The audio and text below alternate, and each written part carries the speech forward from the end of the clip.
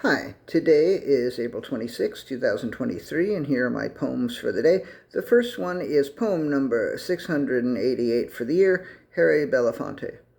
The night before he died, I happened to walk by the building where he lived. It's a few blocks away from 300 West End Avenue, the building he bought when racist landlords wouldn't rent him an apartment in it. I rode past that building yesterday, the day he died. It's a stone's throw from my place. I already knew that story about Belafonte buying that building, but yesterday I learned that the Reverend Dr. King often stayed as Belafonte's guest in Belafonte's apartment in that building. Moving away from that building, I want to say that the shit that Belafonte said about Bush and Trump and white America and civil rights generally and the things he did for King and his family made him a true hero. What I don't want to say is that the man who asked the tallyman to tally his bananas died right around the same time I was writing a poem about a banana slide. I really didn't want to say that. I thought that somehow I was not going to mention that quasi-coincidence, but I'm a fucking idiot. Rest, Belafonte. After nearly a century, you deserve to rest even more than you deserve a better poem than this one. Poem number 689, Second Guessing Again. In the space that seemed like an eternity between that last one and this one, I found myself drowning in doubt and indecision.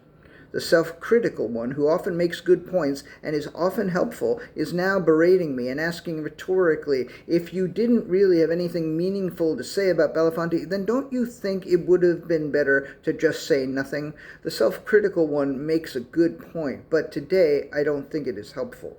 Poem number 690, Gullibility. Another thing I'm unsettled about today reminds me of a story from a long time ago. There used to be a baseball field at the corner of Houston and Mercer, and one Saturday when I was maybe 13, I was walking past that park with a camera hanging around my neck. I think it was a still camera. It probably wasn't a movie camera. A guy approached me and said that I could earn some extra money the next day if I took some photographs of the baseball field right then when the field was empty and locked up, and then took more photos the next day when there would be a game. I had to climb the fence to be able to take the pictures, and I gave him my camera to hold. I think you know how this story ends.